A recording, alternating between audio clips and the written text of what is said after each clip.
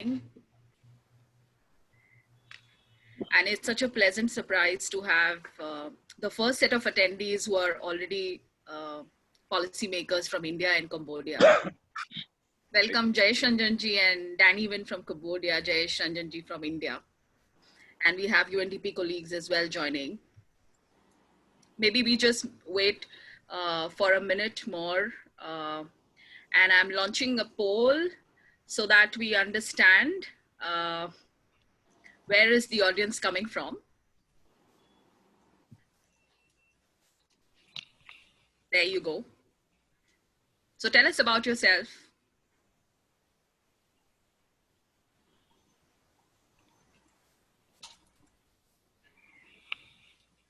Okay, looks good.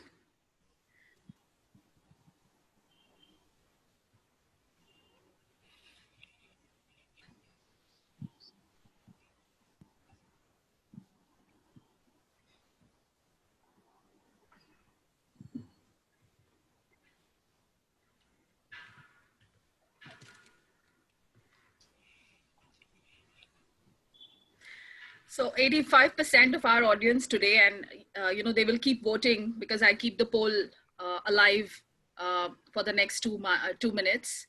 So 88% of the audience is coming from UNDP, and we have 13, I think 2 of the participants who are policymakers. What I will do is maybe just begin. We are 2 minutes up. So welcome everyone. Good morning and good afternoon across the region. I don't think we have anyone from beyond our region. So good morning and good afternoon, everyone.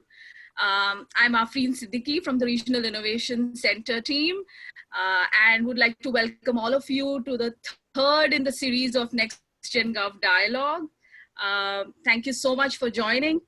And today's theme that we are discussing on is one of the most on-demand theme that we have been hearing of late from the government partners as well as our country offices. So we thought, why not catch the doers and learn from them. So maybe I can quickly introduce my panel.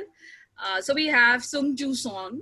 He's the director of the Digital Government Cooperation Division, Ministry of Interior and Safety, South Korea. So he's been in the civil service since 2007. So imagine more than a decade years experience on digital government, service planning, information resources management. He's been driving the e-government policy and smart government service before joining the Digital Government Cooperation Division as Senior Deputy Director.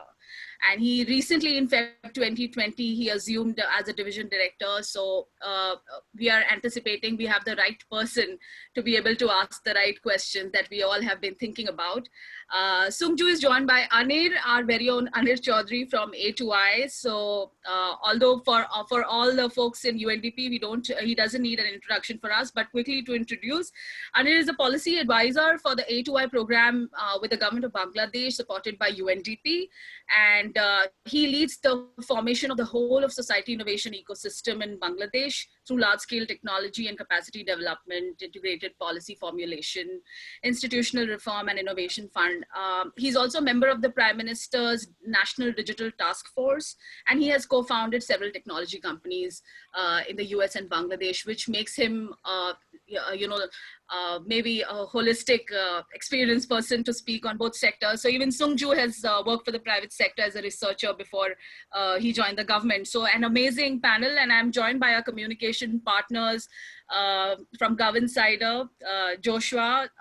He's a good friend, at the same time helping us with the connect and network along with communications in GovInsider. And we are also joined by Sungjoo Park, who supports Sungjoo Son in Korea. Thank you so much, everyone, for joining. Since it's a dialogue, I'm not going to talk much. I'm going to leave Anir and Sungjoo speak to each other. Over to you, Anir and Sungjoo. Thank you. Afrin, thank you very much. I'm very excited to be here. Sungjoo, you and I will have a conversation about what we are doing in Bangladesh and in South Korea. So about COVID, how we are tackling COVID, and how we're tackling or planning for the future after COVID, if there is such a thing, post-COVID. We've been debating recently about what post-COVID really means, where it starts. When does post-COVID start? We've been talking about it. We don't know yet. And thank you, Afrin, for making the introduction. Thank you, Josh, for being with us, maybe helping discuss the present and the future. But also the past is important, right? So what we've been able to do with digital technologies during COVID and how we're planning for the future has a lot to do with our past, how we have planned and executed and set a vision for the future. So let's, before talking about COVID and how we use digital technologies during that time to tackle the pandemic that baffles all of us around the world, let's talk about the past a little bit. Sungjoo, you've been with the digital government in Korea for about 13 years, as Afrin said, and you've seen a lot of transformation during that time.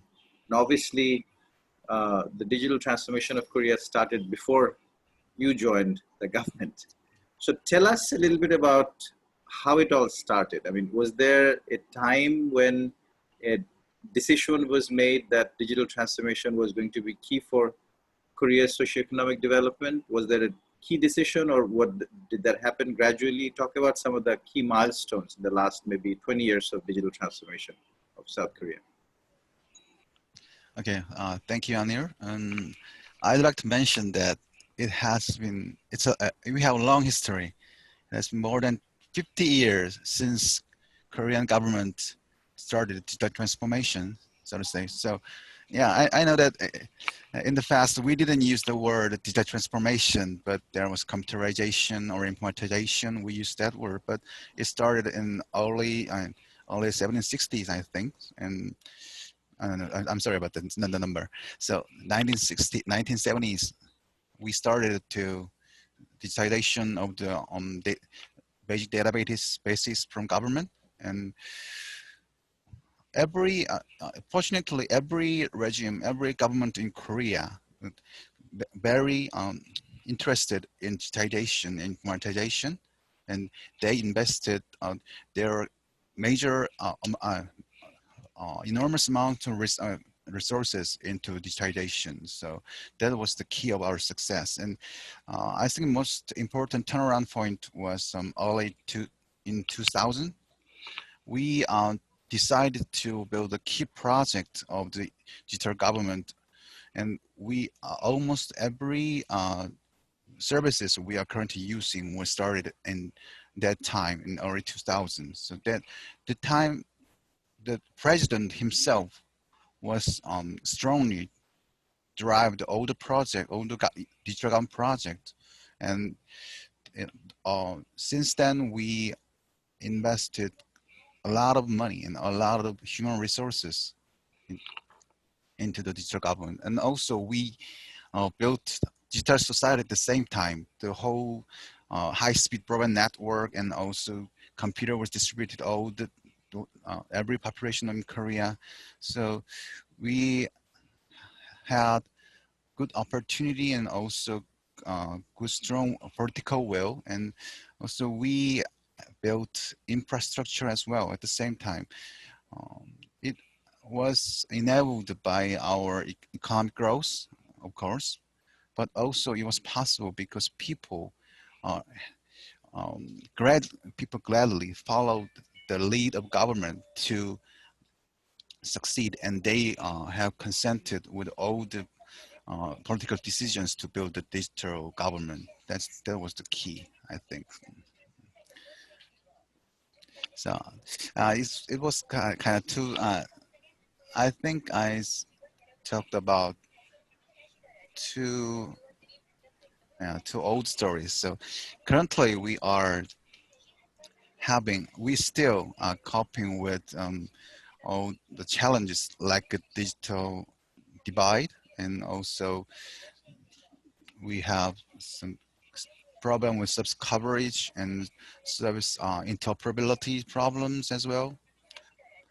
Also, we are succeeded to build some services, but still we have long way to build the more successful private and public partnership. So, Sungjoo, to tell us a little bit about the organizational structure within the government that led this transformation. So how did that come about? Was it one organization, a collection of organizations? Was it one individual? Was it a series of leaders? How did that happen? Because often leadership and organizational structure, so leadership makes a difference in terms of triggering something, but also the right organizational structure has to exist to sustain this kind of change over a period of, we talked about 5 decades. I mean, that's a that's remarkable, remarkable journey. Yeah. First of all, as I said before, the president himself, many of our president was really interested in digital government. That was the key, and we have built agencies to give the technical consultant and or support for every other ministries, and they helped a lot through the journey, and they are still exist as a name of national agency like National Information Agency and Internet and Society agencies like that. And also we had our bureau, my bureau, Digital Government Bureau, has played an important role since through the journey. So we have one ministry and one office to be in charge of our strategy and our technical standards, but also every other ministries participated in building systems and providing services, and they were kind of in the first they were enforced to do that by the president's order, and also our financial kind of, but we have allocated budget according to our strategy, that kind of things, and also we gave what can I say, yes, kind of advantage for the personals who do the success part, who succeeded in digital transformation kind of thing. So maybe in other countries it could be really kind of surprising that every ministries, every government agencies follow the strategy that president gave, and our Digital Government Bureau gave. So it was possible because Korea has a long history that when one agenda for the nation was decided, our people gradually followed the lead of government. That was our kind of tradition, I think. So to build that kind of tradition, it maybe I think having dedicated agency will helpful for every other countries. Dedicated is very, very interesting. So let me talk about what happened in Bangladesh. So the computerization process is not new. So as you said, you have a history in South Korea of about 50 years. In Bangladesh, there were ad hoc computerization efforts since the 70s. So I think we got a supercomputer. There was a lot of scientific computation that happened. We built databases in the 80s and 90s. But the real transformation effort started about 13, 14 years ago. And that came with a political slogan of Digital Bangladesh. I remember at the end of 2008, the election was going to be held, and the political parties in the current, the party that formed the government, announced this very new idea called Digital Bangladesh. So in the election manifesto, there's this new thing that nobody had heard of. Nobody talked about digitization as a way of progress, as a way to leapfrog before 2008. The A2I program was actually started at the Prime Minister's office in 2007. And we had developed some vision. We had developed some quick win projects, about 50 of them from the Prime Minister's office. But the real momentum, the real kickstart actually came with that slogan. And that Digital Bangladesh vision that was portrayed for 2021 caught the imagination of the first-time voters so much that, okay, in the next 13 years, starting from 2008, would become a digital nation. On that 50th anniversary of the country's birth, 2021. So we became independent country in 1971. So 2021 is a watershed year for us. And that was the vision that was projected. And a lot of first-time voters voted for that, okay, so they were tech savvy. They wanted to see huge digital transformation. Nothing really was happening. We had phone companies, obviously, but in terms of delivering services over the internet or over mobile phones, we really had nothing. Maybe we had about 10 or 12 services at that time. So that's this clarion call of making about 2,800 services, all digital by 2021 was the first giant move. And when the new government was formed with that vision, we started working on, so we had developed between 2007 and 8, the A2I program had already developed some vision documents for specific sectors like education, health, agriculture, civil service, social safety nets, land. So these are the critical areas of our country's development. And we had developed vision documents for each of these, how digital technologies could be applied to leapfrog. So leapfrogging was really the key concept at that time. If I contrast between then and now, in 2008, about 10% of our civil servants had computers. So the computer that I see behind you right now, so they would have a computer on their table, about 10% of them, not 90%. And most of those 10% people would actually keep them covered because they were afraid that computers would get, so you would actually break down a computer if you start using it without really knowing what you're doing. And most people didn't know what they were doing. So there was no email, there was nothing really. So that's where we started. And then some of the leapfrog things that happened, the first infrastructure development was a bottom-up decision that we made with the Prime Minister in 2009, that we would develop digital centers. So these are access points because most people did not have access to internet, and most people, even if they had, they didn't have the digital literacy to operate it. So we were talking about maybe in 2008, less than 1% penetration of internet in the whole country. Now we have 60%. So see the leapfrogging at that time. So we had to set up digital access centers. So people would go there and would pay a small fee to access services from the government. At that time, there were not really many services. As I said, maybe 10 services. So birth registration was just starting out. No land records, no passports could be accessed online. So we set up these 4,500 digital centers.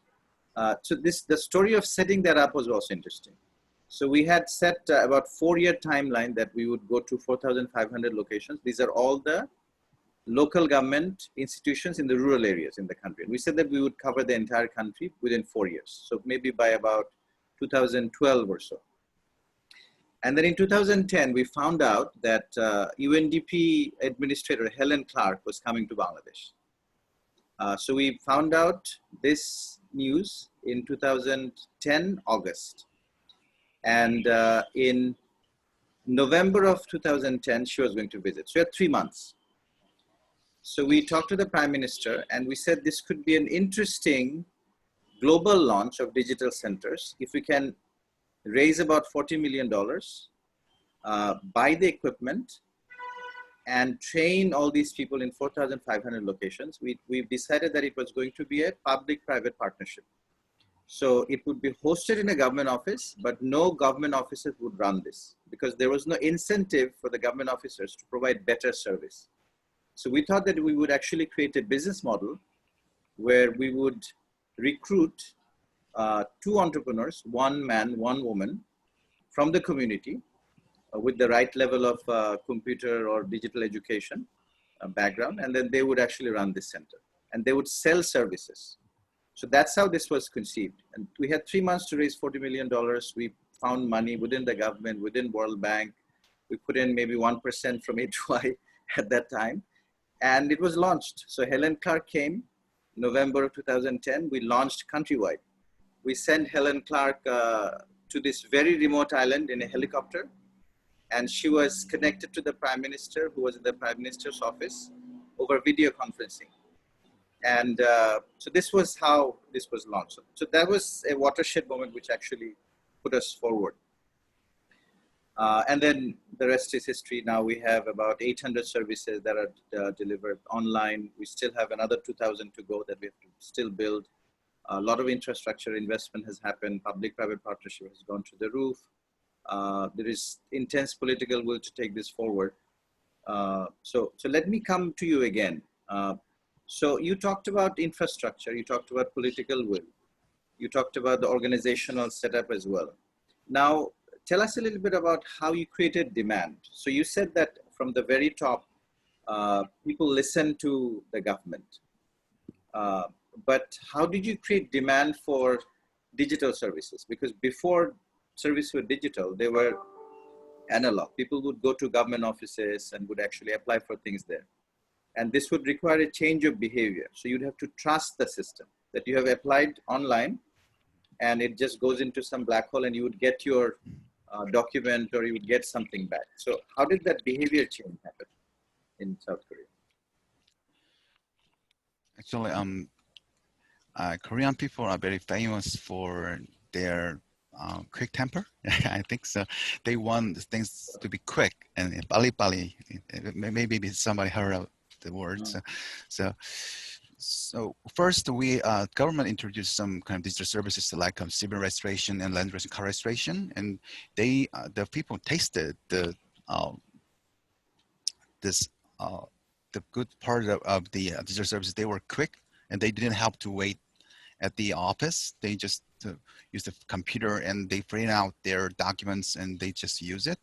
And that was so obvious that digital services are more convenient and faster than analog services they were experienced before. So people started to demand more and more services to be digital by themselves. So we actually government was surprised because when you launch one service on digital, and that people use almost kind of 80% over 70% of people use the service instead of the offline service they were used to use. So that's kind of interesting for us.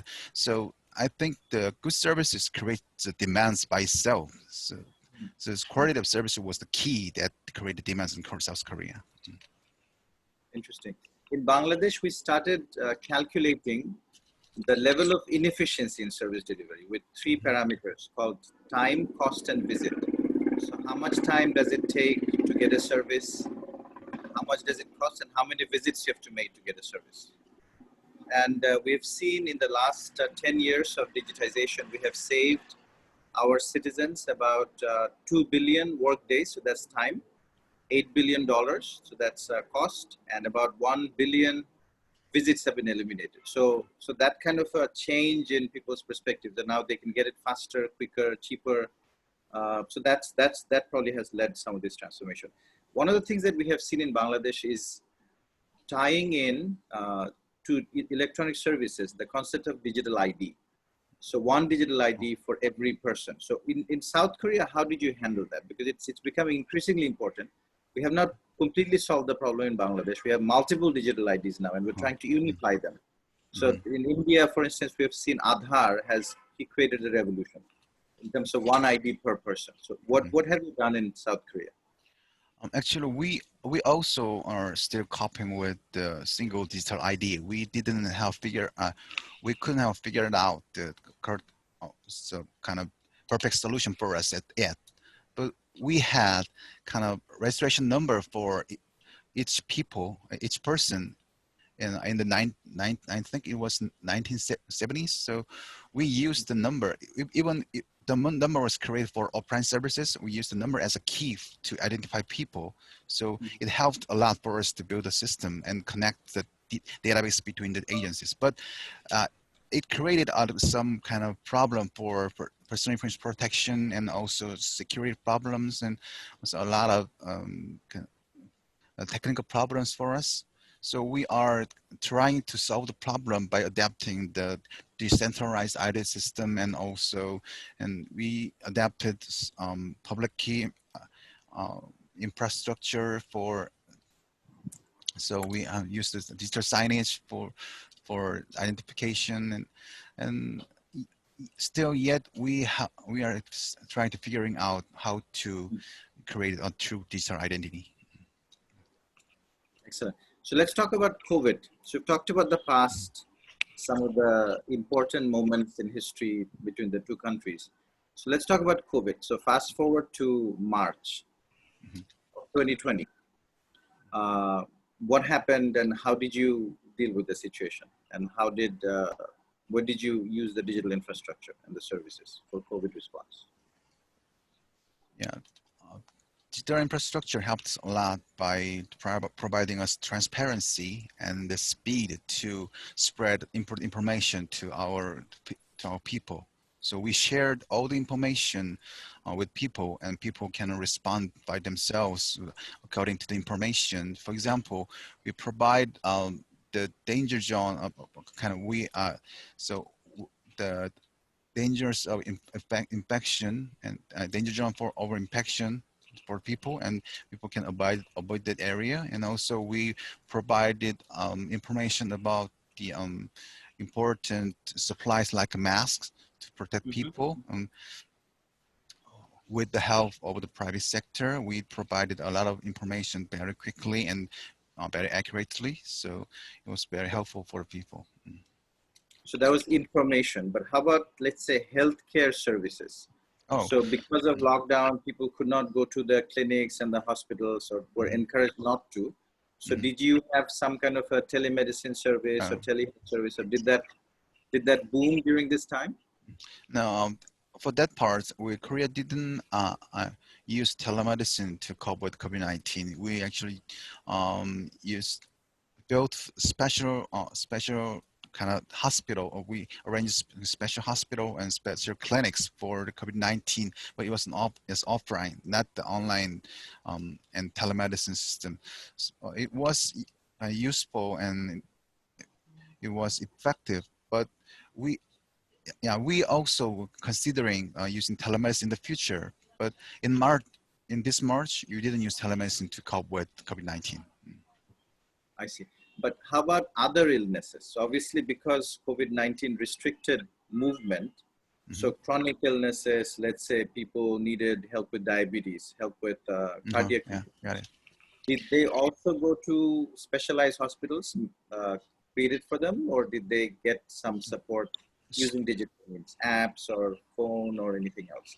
So we set up the special hospital for COVID-19, especially. So there's clinics only dealing with COVID-19. So, and also there's other hospitals so dealing with other disease and other illnesses. So we separated people who are infected or could be infected from other patients. That was the key. And it was possible because Korea has a lot of hospitals and clinics in the whole country. So that was the key, I think. That's why we didn't need a telemedicine at the time. Okay, great. In the context of Bangladesh, some interesting things happened. So first, in March and April, we saw that we only had one testing center for COVID-19. And the disease was spreading. We didn't know where it was spreading.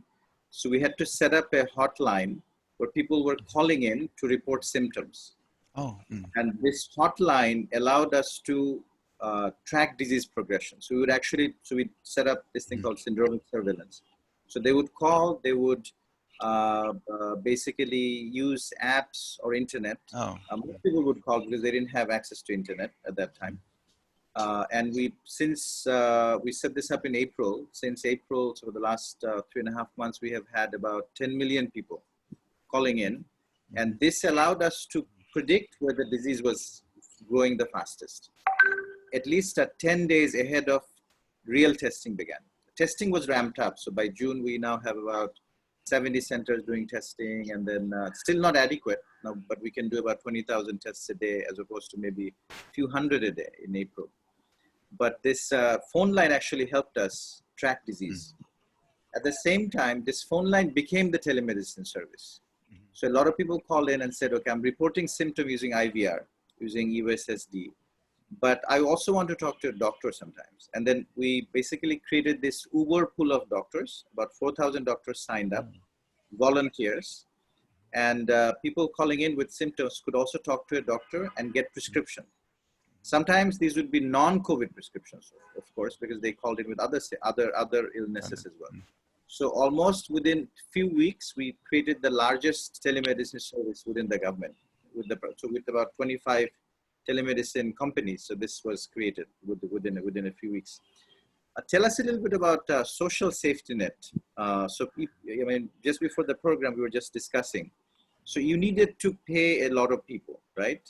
The entire population. I think you earmarked a large part of the population who needed to be paid. So how was that done, and who did you decide would come under this program? Who would you pay? Would you pay everybody? So universal basic income kind of a thing, or did you target specific needy parts of the population? Actually, I think I need to talk a little bit about our telemedicine before I answer your question, Anir. So, actually, we also had the self-diagnosis apps, and also we have call center, especially help with an AI. We had automated call center for the medical assistant, the medical advice for people who has kind of possible symptom related to COVID-19. But what I mentioned was the actual treatment and actual test. But also we also used apps and also internet services to get the people from their can provide people about their symptoms and advices and know about the symptoms. That's what I want to say. And about your question, we distributed subsidies to all people in the country because COVID-19 has affected a lot on our economy, whole economy, not only the people who infected. So our government decided to distribute subsidies to all people, to all the population, and it was huge because we have more than 50 million people in Korea, and we have to distribute in a short time because people are suffering from every kind of problem, like they can find a job and they don't have customers for small businesses. So we decided to distribute the whole portion of money in 1 month. We succeed to do that by cooperating with banks and credit card companies. We use their infrastructure and their system to get the application and distribute the money, and that was huge success, and it was actually we are surprised by the outcome of our strategy. So that was the key of our success, that private and public partnership, and that was the turnaround that we are considering, that we need more private partnership to build and provide the services. So yeah, that's what I mean. Sure. In the context of Bangladesh, I'm just looking back in the last few months.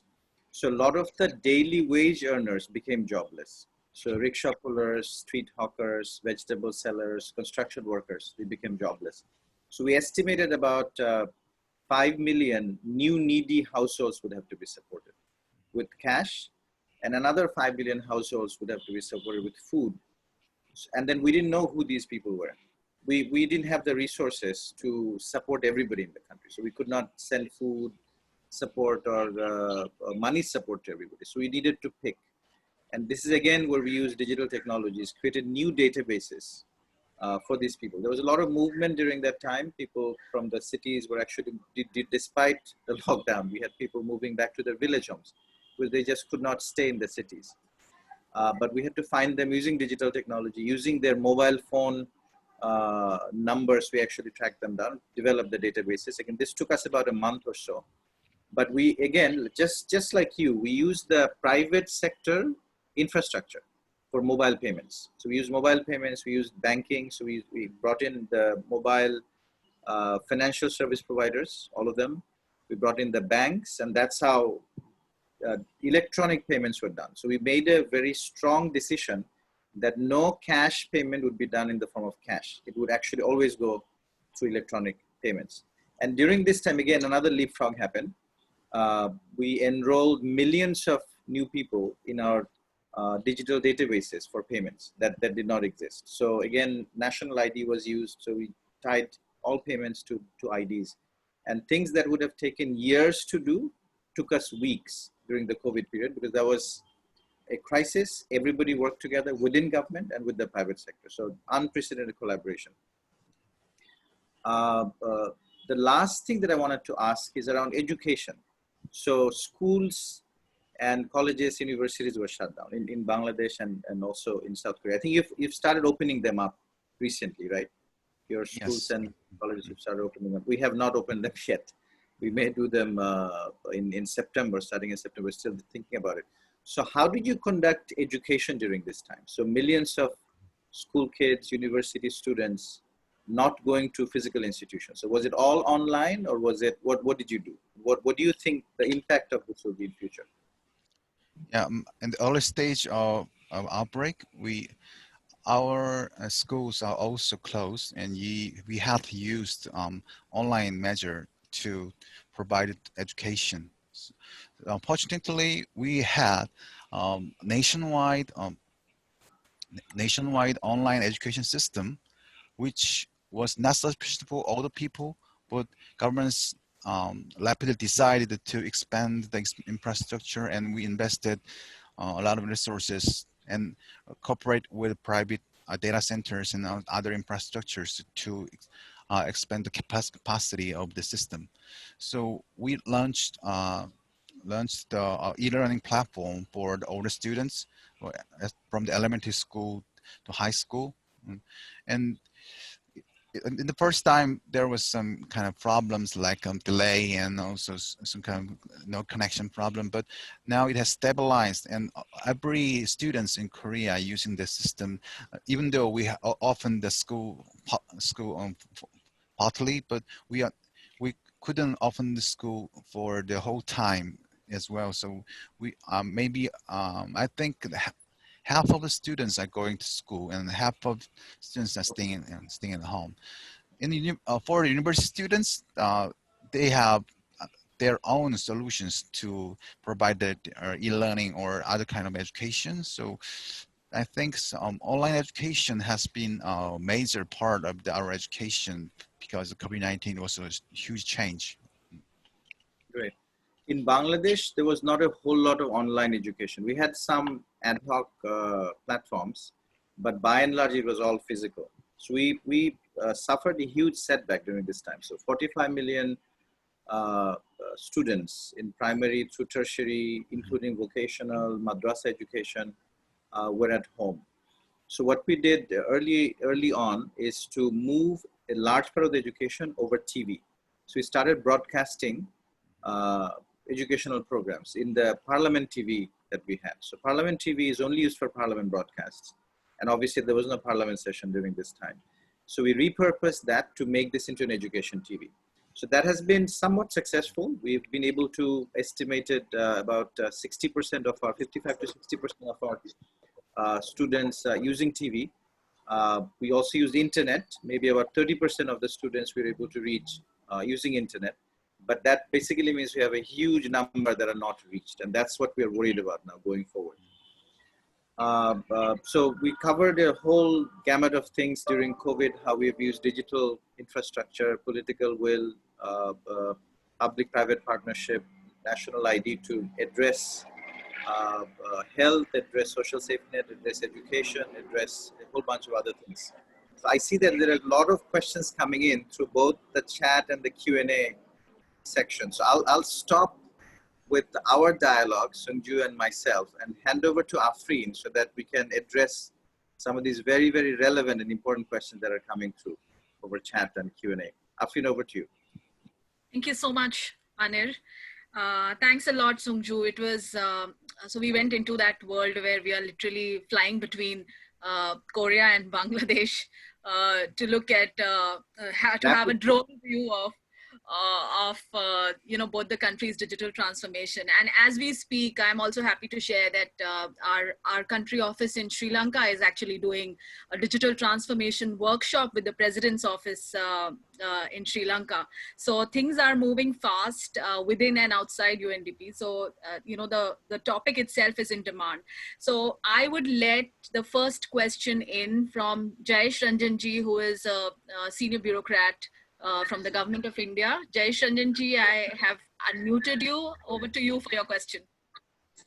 Thank you, Afrin. You have unmuted me, of course, but you have not made me visible. But nevertheless, I'm delighted to interact with Mr. Chowdhury and Professor Son. This is very fascinating and very educating.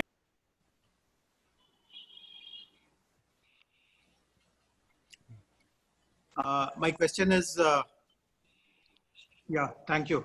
Thank you, Afrin. So my question is to Mr. Chowdhury. So I do understand that both in Bangladesh and in Korea, tremendous steps have been taken to create a very robust digital infrastructure. But my question is about what are we doing to bridge the digital divide? Because we know that there are older generation learners, there are people who could not get into mainstream education because of a variety of reasons in India as well as in Bangladesh. And in India, one of the biggest challenges, a struggle, so to say, has been to how to get the buy-in of people whenever we are introducing, let us say, a health solution using digital or an education solution using digital. The kind of intuitive buy-in we anticipate does not happen because still that huge digital divide is there. So I would like to know specifically, is there any thought or any plan, or have you rolled out any program which has yielded good results in Bangladesh? And obviously in Korea, I presume that the divide is much less now, but in those days, maybe 30 years ago, 40 years ago, was something done specifically to bridge the digital divide and get the buy-in of all the people? Great, thank you so much. Can you hear me? There seems to be. Yes, yes. Go ahead. Please go ahead. Okay, thank you. So you have two things that you asked: digital divide and maybe demand creation. Maybe they're linked. So in the case of Bangladesh, one of the ways that we try to address digital divide is to create these digital centers across the country that I talked about. So you would actually go as an elderly who would get a pension, as a widow who would get a widow allowance. You would go to one of these centers and you would get your service done. You could apply for a land record, you could apply for any other service. So about 150 or so services, right now about 200, I think, services are actually delivered from this. And since it actually works as a public-private partnership, there is incentive for the private sector operator running these centers to excel and be as citizen-centric as possible, because otherwise they would go somewhere else. And now we're actually expanding that into private sector, creating another 25,000 centers. So that's one way we are addressing digital divide.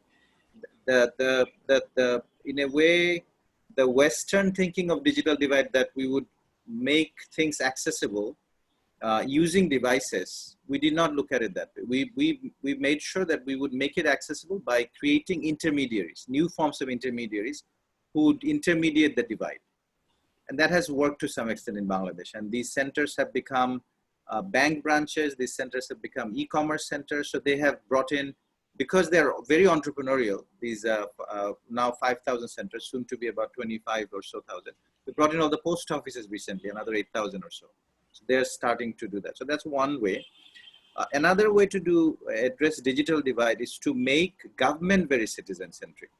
So we use this training called empathy training over a period of 4 years, and tens of thousands of bureaucrats actually have gone through empathy training.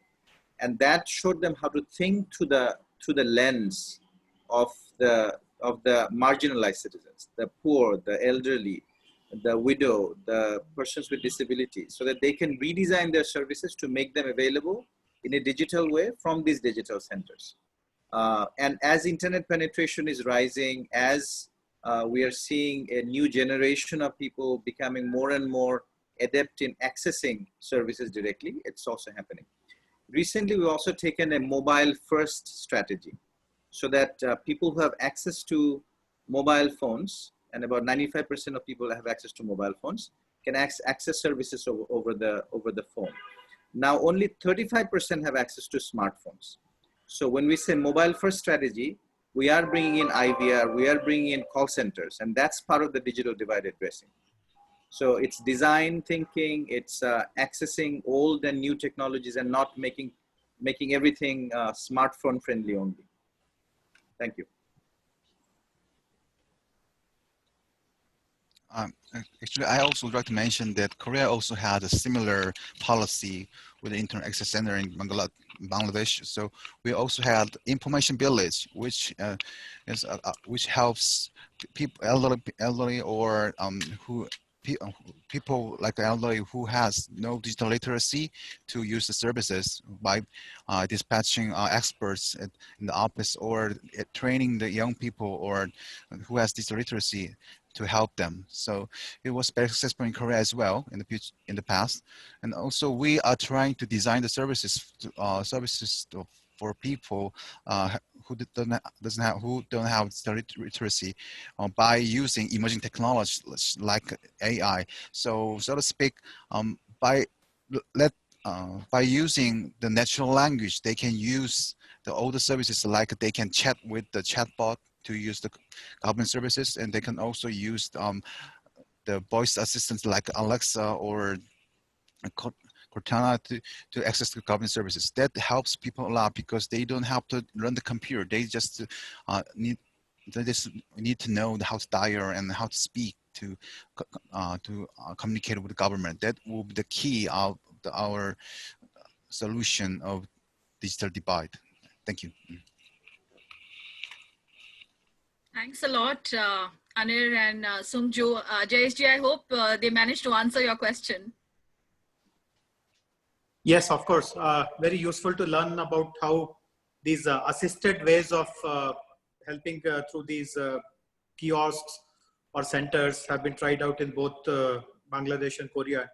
Also, very useful to learn about Professor Son's explanation on how voice-assisted solutions have been found using chatbot, etc. So definitely ideas which are very important and very impressive and definitely worth replicating in my country as well.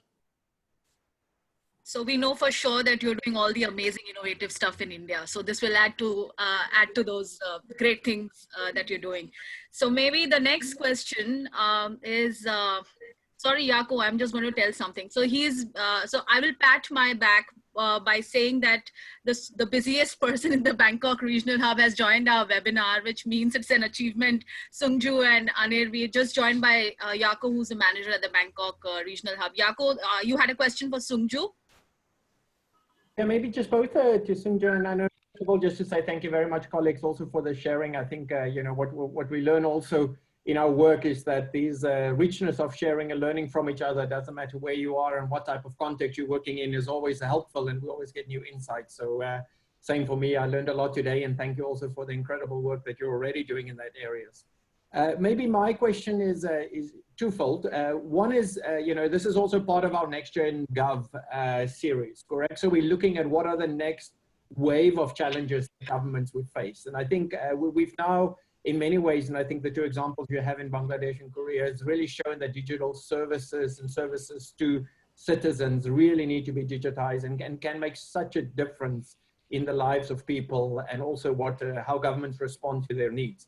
But where do you envision is the next phase, the next challenge that we will face around digitization? I think you've mentioned a number of areas that you're already trying to overcome, but what are those that really big next challenge that we have to address, whether it's through the digital means or services or through others? And then the second one for me is something that we didn't touch on in the discussion much, is we also hear that as we're becoming better globally, around digital services, the issue of privacy, of rights of citizens constantly comes up. And so maybe just insights of how are you dealing with that, and how do you ensure that that balance is also kept, where, you know, the more we become a global community or part of the national digital services, we also have the privacy and human rights areas that constantly citizens care about. So just how that is handled within the provision and services that you provide. So maybe both to both Sungjoo and to Anir. Thank you very much.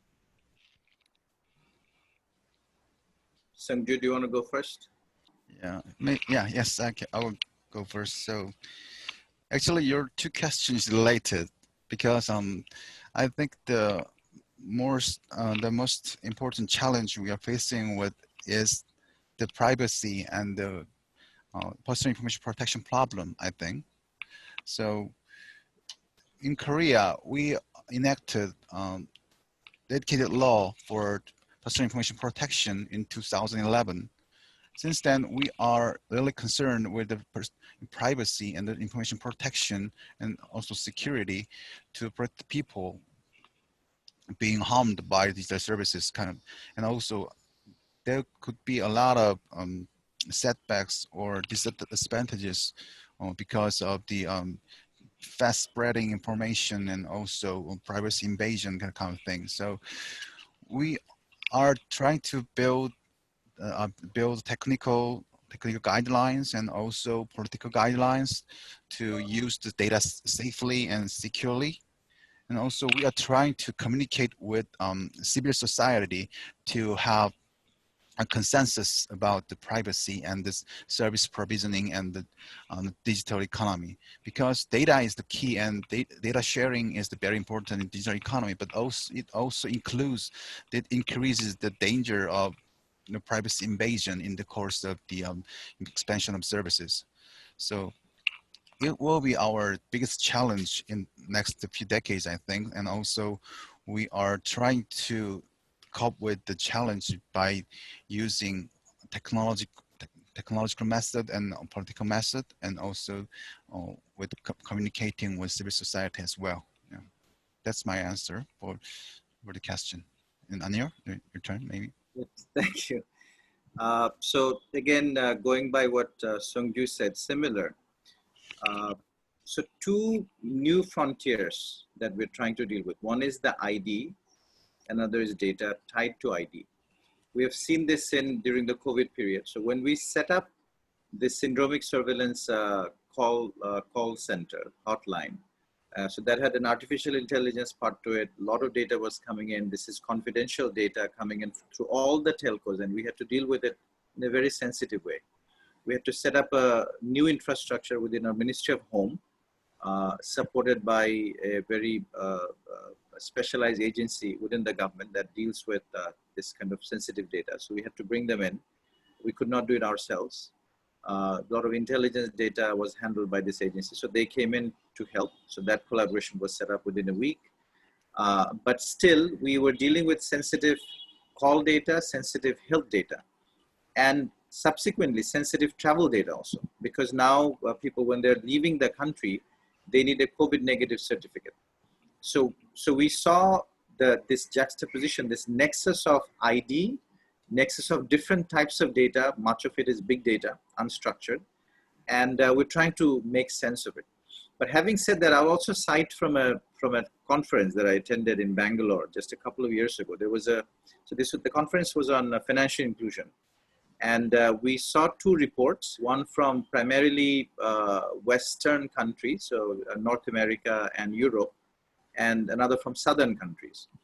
And one of the few things that came up was, what is the most important thing people actually think about when they look at digital services?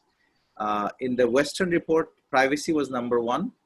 In the Southern report, it was not privacy. It was actually quality of service. So at this point, people actually can compromise privacy to get improved services. But that may not be the case in future. In future, when everybody sort of becomes habituated with quality of digital services, then they'll start thinking more about privacy, which is already happening in many countries. So we have to think of quality of services with privacy protected. And when we talk about informed consent, I mean, that's a complicated matter, but we're trying to figure that out in the context of a largely digitally illiterate and also largely generally illiterate or semi-literate population. What does informed consent really mean? So those are things that we are grappling with right now. Thanks a lot. Thank you very much. Yeah, thanks. Yes, Yako. Thanks a lot for your responses. So maybe, Shweta is asking two questions. It's in the Q&A section. One is the curiosity to know about about the contact tracing app and how did you manage to maintain the privacy of the citizens with the data.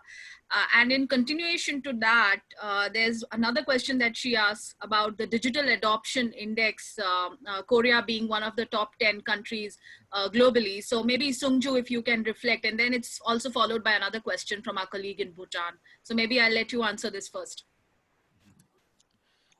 About the contact tracing, we had laws about the contact tracing, so that's why people can people can be consent with the government policy that we are opening the movement of the infected people. We are not opening the personal information for FYI. We are just opening opening the places that, or where the infected people went, and we trying to avoid the privacy invasion by following the rules and the laws we have.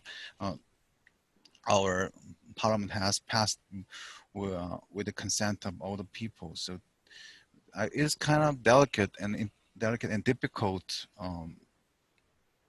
challenge to do the contact tracing without the privacy invasion. I know, but it was possible because we have social consensus in our society, and also it was possible because we had our people had a belief in the government that we are trying our best to protect the people's privacy. That's why. And about the digital adoption, it's kind of interesting that in Korea, government actually didn't have any specialized policy to improve adoption of digital solutions like digital payments, because as I said before, the convenience of the services themselves proved them valuable, and people wanted to use the services. And in the market, the market operates in the way that they should be. So providers needed to adapt the digital solutions to sell the services more to people, and people wanted more of the digital services to use them in a more convenient way. So I think this is not so helpful answer, but building qualified and useful services can lead to the natural adoption of digital services. That's what Korea did. Thanks so much, Sungjoo. So maybe the last question that we have from Bhutan, and then we move towards wrapping this up. Sharing asks about the sustainability. So yeah, this was my question as well.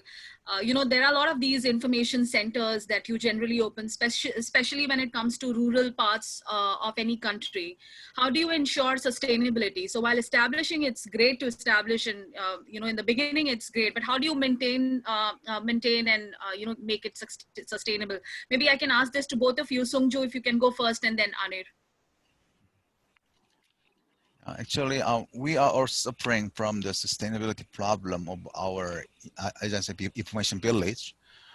We are trying to make new business model for information village. Like we are providing services of kind of internet shopping for the village, so people in the village can sell their special products on the dedicated shopping mall for information village, and they can use the money from the shopping mall to support the operation of the information village itself. And also we are trying to use community volunteers to help the operation of the information village as well. So, but still, we are still coping with the sustainability problem, and so we are trying to find a solution. Thank you. Thank you. Anir, over to you. So business model. So I talked about how we started with the business model for the digital centers, which are these information centers. They started with information, but then started selling services. And people pay a small fee because they don't have to go to a long distance trip multiple times. So people are willing to pay that fee. So what we have seen out of these 5,000 or so digital centers that we've set up across the country, about 70% are fully financially viable right now. The 30% are actually struggling in many forms. Some are actually situated in very hard to reach areas where the poverty situation is quite dire. And that's where people don't have the capacity to pay for these services. So that's where we have to take affirmative action. We have to provide subsidies. But there is also, we're bringing in business services. So as I said, a lot of banks actually have made these centers. About 4,000 of these 5,000 centers are bank branches now. So banks provide their own training, banks provide their own support because they make money of these centers. A lot of e-commerce companies have come in recently. About 2,000 of these centers have become e-commerce centers where people can actually come and sell products. And these centers now facilitate logistics and digital payments. So this is another way to bridge that digital divide that we talked about earlier. So the only way to do sustainability is to come up with the right business model. The government should not and cannot provide long-term subsidy to these digital modes of service delivery. I think it has to be done through some kind of a business model.